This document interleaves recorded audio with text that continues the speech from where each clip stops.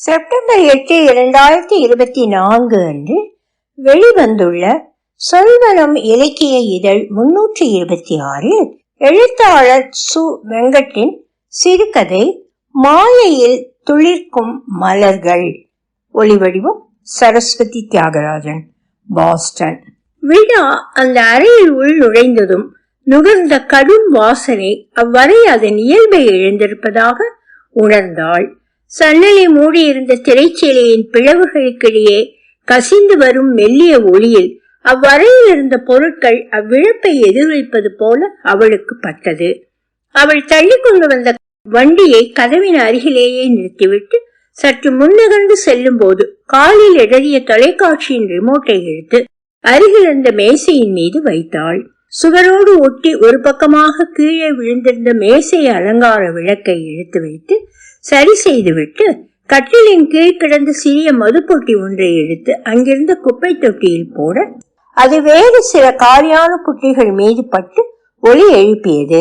சிறிது நேரம் அங்கு நின்று அறையை நோட்டமிட்டு விட்டு கட்டிலின் மறுபக்கம் சென்று வேறு ஏதேனும் கீழே கிடைக்கிறதா என்று பார்த்தால் ஒன்றுமில்லை என்பதை உறுதிப்படுத்தி கொண்டு வேக்யூம் கிளீனரை கார்பெட்டின் மீது ஓடவிட அது காதை இழக்கும் சத்தத்தில் கீழே கிடந்த சிகரெட் துணுக்குகள், கிழித்து போடப்பட்ட காசினோவின் ரசீதுகள், உணவு துகள்கள் என அது செல்லும் இடமெங்கிலும் இருந்த அனைத்தையும் உள்ளிழுத்து கொண்டிருந்தது.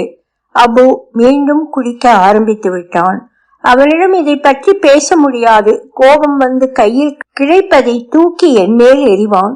ஒருமுறை மேசையின் மீது இருந்த அலங்கார விளக்கை எடுத்து என் மேல் வீசி எறிந்த தருணம் சரியான நேரத்தில் குனிந்து கொண்டதால் ஏதும் அழிபடாமல் தப்பித்துக் கொண்டேன். குடித்து விட்டால் அவன் வேறு உலகத்துக்குள் பயணிப்பவன். அந்த உலகத்தில் எனக்கான இடம் இல்லை. அவ்வுலகத்திலிருந்து மீளும் வரை அவனுக்காக காத்திருப்பது மட்டுமே என்னால் இயல்வது. வேக்யூம் கிளீனரை அணைத்து விட்டு அந்த அறையில் வழக்கமாக அவள் வந்து நிற்கும் ஒரு மூலையில் நின்று பார்த்தாள். வேறு ஏதும் வித்தியாசமாக இல்லை என தெரிந்து கொண்டு கட்டிலின் மெத்தை மீது சுருட்டி கிடந்த படுக்கை விரிப்புகளை எடுத்து கதவோரம் நிறுத்தி வைத்திருந்த கூடையில் திணித்தாள். தலையணையில் ஒன்று கால்களுக்கிடையே வைத்துக் கொண்டது போல் இருப்பதை சற்று நேரம் பார்த்து கொண்டே இருந்துவிட்டு தலைக்கு வைக்கப்பட்ட மற்றொரு தலையணையை எடுத்து தலையணையின் உரையை பிரித்து எடுத்தாள். மீண்டும் சிறிது நேரம் கால்களுக்கிடையே இருந்த தலையணையின் மேடு பள்ளங்களை பார்த்து கொண்டிருந்து விட்டு சற்றென அதை கலைத்து அதன் உரையையும் பிரித்து கூடையினுள் தூக்கி எறிந்தாள். மெத்தையின் மீதிருந்த வெண்மையான விரிப்பில் சிறு சிறு சுருள் முடிகள் உதிர்ந்திருந்தன. அபுவின் நெஞ்சில் அடர்த்தியாக சுருண்டு வளர்ந்திருக்கும் முடிகளை ஒரு முறையேனும் கொத்தாக பிடிக்க வேண்டும். விழா சிரித்து கொண்டே மெத்தையின் மேலிருந்த விரிப்பை எடுத்து உதறி அதனையும் கூடைக்குள் சொருகினாள். அவளின் முகத்தில் இருந்த மென் சிரிப்புடன் அவ்வறையின் கிழக்கு பக்கம் இருக்கும் சன்னலில் தொங்கிக் கொண்டிருந்த பாசி வண்ணத்தில் இருந்த தடிமனான திரையை விலக்க தூரத்தில் ஹட்சன் ஆறு நீல வண்ணத்தில் கிடந்தது. அதன் கரையை ஒட்டி இருந்த வானுயர்ந்த கட்டிடங்கள் அதன் மீது நிலையற்று அலையில் நெளிந்து கொண்டிருந்தன. சிறு தீவு ஒன்று மெல்ல நகர்வது போல கப்பல் ஒன்று நகர்ந்து கொண்டிருக்க அதன் பின்னால் ஒரு சிறிய பாய்மர படகு ஒன்று நிற்பது போலவோ அல்லது மெல்ல நகர்ந்து கொண்டோ இருந்தது. அப்படகு ஒன்றில் ஒரு நாள் நான் அபுவுடன் ஹட்சன் ஆற்றில் பயணிக்க வேண்டும். அது போன்ற படகு ஒன்றை முதலில் அவள் பிறந்த ஊரான கானாவில் சிறு வயதில் அவள் அம்மாவுடன் கடற்கரைக்கு சென்றபோது பார்த்திருந்தாள். வெயிலில் பளபளக்கும் உடலோடு நகர்ந்து கொண்டிருந்த அப்படகில் ஒரு நாள் அம்மாவுடன் செல்ல ஆசைப்பட்டாள். எதுவும் நடக்கவில்லை. சிறிது நேரம் அப்படகையும் மினுமினுக்கும் ஆற்றையும் பார்த்து கொண்டிருந்தவள் சட்டென மீண்டு அவள் கதவருகே நிறுத்தியிருந்த வண்டியில் இருந்து தூய வெண்மையுடன் கூடிய விரிப்புகள் தலையணைகள் எடுத்து வந்து மெத்தையின் மீது விரித்தாள். சுருக்கங்களை நீவி எடுத்து ஓரங்களை மடித்து மெத்தையின் அடியினுள் விட்டு ஒரு துல்லியமான ஒழுங்குடன் கூடிய படுக்கையை தயார் செய்தாள்.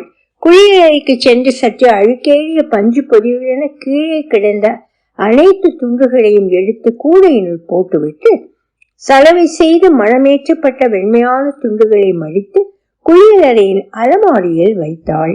குளிக்கும் தொட்டியை மறைத்து தொங்கிக் கொண்டிருந்த துணியை விலக்கி தொட்டியை கழுவ தண்ணீர் ஊற்றிய போது பொன்னிற சாயம் ஏற்றப்பட்ட நீண்ட மயிரிழை ஒன்று தண்ணீரின் வேகத்தில் மெல்ல நகர்ந்து சென்று மறுபுறம் இருந்த சிறு குழியில் தேங்கி மறைந்தது. விழா திரும்பி அங்கிருந்த குப்பை தொட்டியை கையில் எடுத்து பார்த்தாள். அவளுக்கு சட்டென அழ வேண்டும் போல இருந்தது. அப்படியே சற்று நேரம் நின்று கொண்டிருந்தவள் பின்பு வெளியே சென்று வண்டியின் முன்பக்கம் தொங்கிக் கொண்டிருந்த பெரிய கூடையினுள் குப்பைகளை கொட்டிவிட்டு அக்குப்பை கூடையினுள் வேறு ஒரு புதிய உரையை உள்தள்ளி மீண்டும் குளியலையில் வைத்தாள். ஆளுயர கண்ணாடியை துடைத்து கையெலும்பும் சோப்புகளை மாற்றி வைத்துவிட்டு அனைத்தும் அதனதன் இடத்திற்கு துல்லியமாக வந்த பிறகு அந்த நட்சத்திர விடுதிக்கே உரிய நறுமண தெளிப்பானை அடிக்க அந்நறுமணம் அறை முழுவதும் மெல்ல பரவி அவ்வறை அதன் தன்மையை மீட்டுக்கொள்ள விழா அங்கிருந்து வெளியேறி அவ்வறையை மூடினாள். அவளுடைய வண்டியை தள்ளிக்கொண்டு விடுதியின் அதே தளத்திலிருந்து வேறு அறைக்கு சென்று கொண்டிருந்தாள். ஒளி குறைந்த குறுகலான அந்த நீண்ட நடைபாதையின் இருமருங்கிலும் கண்ணு கட்டிய தூரம் மூடிய அறைகள் தொடர்ச்சியாக இருப்பது விழாவுக்கு கானாவில் தன் சிறுவயது பள்ளி நூலகத்தின் அலமாரியில் வரிசையாக வைக்கப்பட்ட தடிமனான புத்தகங்கள் என இருப்பது போல நினைத்து கொள்வாள். அப்புத்தகங்களுக்குள் ஒளிந்திருக்கும் மாய உலகம் அவளை எப்போதும் ஈர்ப்பது. அவளுக்கு ஒதுக்கப்பட்ட அறைகளை அதன் எண்களை கொண்டு அல்லாமல் அதன் சன்னல் வழி தெரியும் காட்சியை வைத்தே அடையாளப்படுத்தி கொள்வாள். எண்கள் மீது அவளுக்கு நம்பிக்கை இல்லை. அவைகள் சோர்வடைய செய்யக்கூடியவை என நம்பினாள். நடைபாதையின் மறுமுனையிலிருந்து அர்ஷத் வெகு ஆழத்திலிருந்து மெல்ல மேலே வருவது போல அவனுடைய வண்டியை தள்ளிக்கொண்டு வந்து கொண்டிருந்தான். அர்ஷத் வெகு சமீபத்தில் தான் இவ்வேலைக்கு சேர்ந்திருந்தான். அர்ஷத்தை காணும் போதெல்லாம் அவன் வேலைக்கு சேர்ந்திருந்த ஆரம்ப பொழுதுகளில் அவனின் மீது அவள் கொண்டிருந்த கடும் கோபத்தை நினைவு கொள்வாள். அவனுடைய இளம் மனைவியையும் கை குழந்தையையும் ஒரு முறை சுரங்க ரயிலில் பார்த்த பின்தான் அவளுக்கு அவன் மீதான கோபம் படிப்படியாக குறைந்தது. அவன் அருகில் வந்ததும் வாழ்த்துக்கள் என்றான். விழா அவனுக்கு பதிலேதும் சொல்லாமல் போய்க் கொண்டிருந்தாள். வீட்டிற்கு வருவேன், பீர் வாங்கி வை, குடிக்கலாம் என்று சொல்லிவிட்டு சிரித்து கொண்டே சென்றான். விழா அவள் இடுப்பில் அணிந்திருந்த ஒரு அட்டையை அந்த அறையின் கதவில் இருந்த கைப்பிடியில் காட்ட அது பச்சை நிறத்தில் ஒளிந்து திறந்து கொண்டது. விழாவுக்கு இந்த அட்டை மூலம் அறையின் கதவுகளை திறப்பது பிடித்தமானது. கொத்து சாவிகள் போல ஒலி எழுப்பி தன் இருப்பையும் நழுவி செல்லும் காலத்தையும் உணர வைக்காமல் விரல் நுனியில் நடப்பது போல சத்தமில்லாமல் கதவை திறப்பதும் மூடுவதும் தான் விழாவுக்கு பிடித்திருந்தது. கதவை திறந்து வண்டியை வழக்கம் போல கதவின் அருகே நிறுத்திவிட்டு உள்ளே சென்றாள். அறையில் இருந்த இரண்டாவது கட்டிலின் கீழே 2 பெரிய கருப்பு நிற பெட்டிகள் திறந்து அதனிலிருந்து துணிகள் வழிந்து கொண்டிருந்தது. மெத்தையின் மீது வீசப்பட்டிருந்த துணிகளை ஒவ்வொன்றாக எடுத்து மடிக்க ஆரம்பித்தாள். அதில் வெள்ளை நிறத்தில் சிறுமிகள் அணியும் குட்டையான பாவாடையும் சிகப்பு நிறத்தின் மேல் மஞ்சள் நிற பூ வேலை கொண்ட சிறிய மேல் சட்டையும் இருக்க அவைகளை மெத்தையின் மீது கிடத்தி பார்த்தாள். ஏஞ்சலாவுக்கு பிடித்தமான உடை. அவ்வாடையை அணிந்தவுடன் சுழன்று பாவாடையை குடைபோல செய்து சட்டென அவள் நின்றவுடன் சுருண்டு அப்பாவாடை தன் உடலில் படிவதையே பார்த்து கொண்டே இருப்பாள். பின்பு எதிர் திசையில் சுழன்று பார்ப்பாள். மடித்து வைக்கும் உடைகளை அனைத்தையும் கலைத்து எங்கும் இறைத்து விடுவதுதான் ஏஞ்சலாவுக்கு பிடித்தமான விளையாட்டு. வாங்கி வைக்கும் புது துணிகளை எப்போதும் தேடிக்கொண்டு இருப்பதிலேயே பல மணி நேரங்கள் எனக்கு கழிந்துவிடும். பல நேரத்தில் அவைகள் எதிர்பார்க்காத தருணம் ஒன்றில் வேறு எங்கிருந்தோ அபு அவ்வுடைகளை எடுத்து வந்து கொடுப்பான். மற்றொரு கட்டிலில் மெத்தையின் கருப்பு நிறத்தில் இருந்த சிறிய கால் சட்டையும் நீல வண்ணத்தில் இருந்த கைகள் இல்லாத சிறிய பனியனும் எடுத்து அதே போல வைத்து பார்த்தாள். அந்த பனியனில் 2 பெரிய மீன்கள் கடல் அலையிலிருந்து தாவி குதிப்பது போல படம் ஒன்று இருந்தது. கோஜோவை அவன் சிறு விரல்களை பிடித்து கொண்டு லபடி கடற்கரையில் கால் தொட்டு விளையாடி செல்லும் அலைகளூடே நடந்து அழைத்து செல்ல வேண்டும். சிறுவயதில் அம்மா என்னை நடத்தி சென்றது போல என்று நினைத்து கொண்டே மெத்தையில் கிடந்த அனைத்து உடைகளையும் மடித்து அருகில் இருந்த மேசையின் மீது வைத்தாள். அபுவுக்கு நான் முதலில் வாங்கி தந்தது இது போன்ற ஒரு கை கடிகாரம்தான். முதலில் அது தடிமனாக இருப்பதாக சொன்னான். பின்பு முரட்டுத்தனமான அகலமான அவன் கைக்கு பொருத்தமாகவே இருக்கிறது என்று தொடர்ந்து அணிந்து கொண்டான். அவன் எனக்கு முதலில் வாங்கி தந்தது செயற்கை கற்கள் பதிக்கப்பட்ட கழுத்தில் அணியும் ஒரு ஆரம்.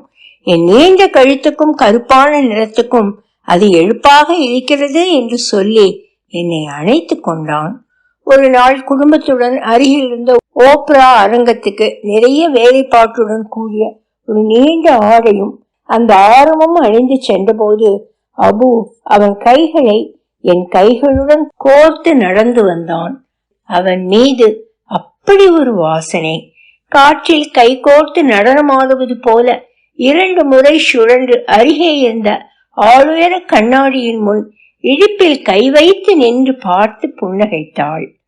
சட்டென அதிலிருந்து விலகி அவ்வரையின் கிழக்கு பக்கம் என்ற சன்னலில் தொங்கிய திரையை இழுக்க நெரிசலான மேன்ஹாட்டன் தெருவின் சாலையில் ஏராளமான வாகனங்கள் குழிகளில் இருந்து வெளிவரும் நீராவி புகையின் ஊழே மெல்ல ஊர்ந்து கொண்டும் நடைபாதையில் வண்ண வண்ண உடையணிந்த மனிதர்கள் எங்கோ சென்று கொண்டும் சாலையை கடக்க நின்று கொண்டும் இருந்தார்கள். யாரோ ஒருவர் மற்ற யாரோ ஒருவருடன் அல்லது பலருடன் சென்று கொண்டிருக்கிறார்கள். கைகோர்க்க ஆள் இல்லாமல் தனியாக இவ்வூரில் தொலைந்து போனது போல் யாரும் தலை குனிந்து செல்லவில்லை என்று நினைத்து கொண்டே வேக்யூம் கிளீனரை ஓடவிட்டாள். சிறிது நேரத்தில் அவ்வரை மீண்டும் விடுதியின் நறுமணம் சூழ விழா வெளியே சென்று அவ்வரையை மூடினாள். விழா அர்ஷத்தை தேடி பார்த்தாள். கண்ணு கட்டிய தூரம் நடைபாதையில் அவனை காணவில்லை. இங்கிருந்தால் ஏதாவது தொணவென்று பேசிக் கொண்டிருப்பான் என்று நினைத்து கொண்டாள். ஆனால் விழாவுக்கு பேசுவதற்கென்று இங்கு அவன் மட்டும்தான். வந்து தங்கும் விருந்தாளிகளிடமிருந்து மறைந்தே இருக்க வேண்டும் என்பது விடுதியின் விதிகளில் ஒன்று. அது நீங்கள் ஒவ்வொரு முறையும் அறைக்குள் நுழையும் போது மாயாஜாலம் செய்தது போன்ற உணர்வை அடைவீர்கள் என்ற விடுதியின் பல வருட வாக்குறுதியை கடைபிடிக்க உதவுவதாக நம்பிக்கை. விழாவுக்கு அர்ஷத்தை 2 நாட்களுக்கு முன் பார்த்தபோது அவன், இந்த நட்சத்திர விடுதியின் மொத்த ஆயுள் காலத்தில் இங்கு உன்னுடைய 25 ஆண்டு கால உழைப்பு பாதிக்கும் மேலாக இருக்கிறது. நம் மேலாளரை விட அவரின் மேலாளரை விட நீதான் இங்கு அதிகமான நாட்கள் வேலை செய்கிறாய் தெரியுமா? நம் விடுதியின் எதிரே உள்ள ஃபார்ச்சூன் கட்டிடம், நம் வரவேற்பறை, இந்த நடைபாதை, இதோ இந்த அழகான ஓவியம் என அனைத்துக்கும் உன்னை தெரியும் என்று சொல்லி சிரித்தது நினைவுக்கு வந்தது. ஆனால் கானாவில் தான் பிறந்த ஊரான அக்ராவில் கால்பந்துகள் உருண்டோடும் தெருக்களில் சிறுவயதில் தன்னுடன் அலைந்து திரிந்த பள்ளி தோழிகளும், நெரிசலான மக்கோலா சந்தையில் அம்மாவுடன் சேர்ந்து காய்கறி விற்பவளும், லபடி கடற்கரையில் திலாப்பியா மீன் சுட்டு தரும் அந்த தாத்தாவும் தன்னை மறந்து போயிருப்பார்கள் என்று நினைத்து கொண்டாள். அவள் அம்மா இறந்த பின் அமெரிக்கா வந்த 6 மாதத்தில் நம்பியவை கைவிட்ட பின் இந்த வேலை மட்டுமே அவளுக்கு அடைக்கலம் கொடுத்தது. யார் கண்ணையும் நேர்கொண்டு பார்க்காமல் ஒவ்வொரு நாளும் ஒவ்வொரு அறையிலும் தூய்மையில் தன் இருப்பை இருத்தி வெளியேறுவதாக நினைத்து கொண்டாள். அந்த அறையின் கதவை தட்டி பார்த்துவிட்டு கதவை திறந்து கொண்டு உள்ளே சென்றாள். வயதாகியும் அபுவின் மீதான ஈர்ப்பு அப்படியே இன்னும் இருக்கிறது. அவனும் அப்படியே.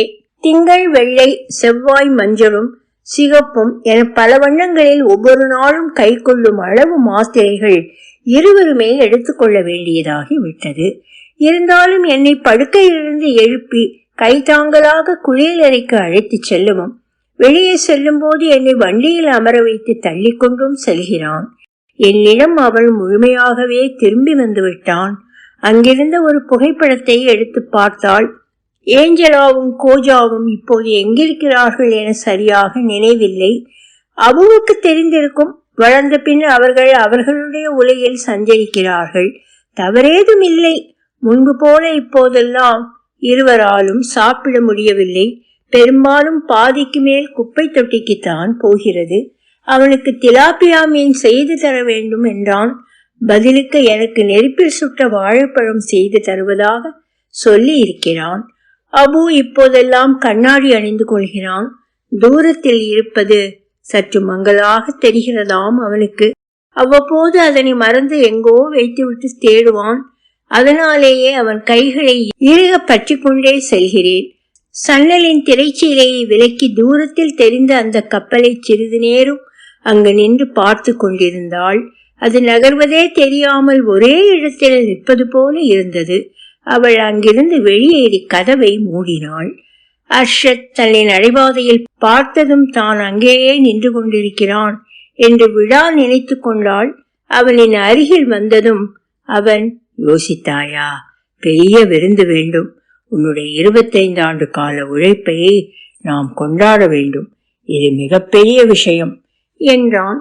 விழா அவனுக்கு பதிலளிக்காமல் அவனையே பார்த்து கொண்டிருந்தாள். எனக்கு இன்னும் 24 வருடங்கள் இருக்கிறது உன்னை போல அந்த சாதனையை செய்ய. விழா அவனை கோபமாக பார்த்து, என் கோபத்தை மறுபடியும் கிளப்பாதே. நான் உனக்கு சரியான முன்னுதாரணம் இல்லை. சரி சரி என்று சொல்லி சிரித்து கொண்டே, உனக்கு தெரியுமா, நீ ஒரு நாளைக்கு 12 அறை என்று கணக்கில் கொண்டால் இந்த 25 ஆண்டு காலத்தில் நீ 50,000க்கு மேல் அறைகளை தூய்மை செய்திருக்கிறாய். விழா சிரித்து கொண்டாள். 25 ஆண்டு காலம் எப்படி நகர்ந்தது என்றே தெரியவில்லை. நான் நேற்றுதான் கானாவிலிருந்து அமெரிக்காவிற்கு வந்தது போல இருக்கிறது. நீ அமெரிக்காவிற்கு வந்தும் கானாவையே பார்த்து கொண்டிருக்கிறாய். அதனால் தான் உனக்கு எப்படி நாட்கள் போனதே தெரியவில்லை. விழா நிற்பது போலவே இருந்த கப்பலை நினைத்து கொண்டாள். உண்மைதான், தொலைவில் இருப்பவே ஒரு மாயைதான். எனக்கு 25 ஆண்டு காலம் என்பது மகிழ்ச்சியான விஷயம் இல்லை. இது மிகவும் தாமதமான கவலை. இருக்கலாம், அதையாவது இப்போதே செய்து விடுகிறேன், இன்னும் தாமதிக்காமல் என்று சொல்லி சிரித்தாள். நீ சொல்வதும் சரிதான். உனக்கென்று ஒரு வாழ்க்கையை நீ வாழவில்லை என்று கவலைப்படுகிறாயா? அப்படி சொல்ல இயலாது என்று சொல்லிவிட்டு அவளுடைய அடுத்த அறையை திறந்து கொண்டே, எத்தனை அறைகள் இதுவரை தூய்மை செய்திருக்கிறேன் என கேட்டாள். 50,000க்கும் மேல். அவ்வறையை திறந்தவுடன் பெண்கள் அணியும் விதவிதமான காலணிகளும் கட்டிலின் மீது ஆடைகளும் பல வண்ணங்களில் விரல் நகம் மற்றும் முகப்பூச்சு சாயங்கள் கிடந்தது. ஒலிவடிவம் சரஸ்வதி தியாகராஜன், பாஸ்டன். எழுத்தாளர் சு. வெங்கட். சிறு முன்னுரை. சுவாமிமலையை சொந்த ஊராக கொண்ட இவர் பொறியியல் படித்து அமெரிக்காவுக்கு சென்று வேலை பார்க்கிறார். எதிர்பாராத தருணங்களில் கையில் இடரும் தழும்புகள் நினைவு சரடுகளின் முடிச்சுகளை அவிழ்த்து விடுவது போல ஏதோ ஒரு கணத்தில் இவருள் மோதிய உணர்வுகளுடனான நீண்ட பயணத்தின் பிரதிபலிப்பும் இவருடைய வாழ்க்கையின் அனுபவங்களுமே இவரது சிறுகதைகள் என்கிறார்.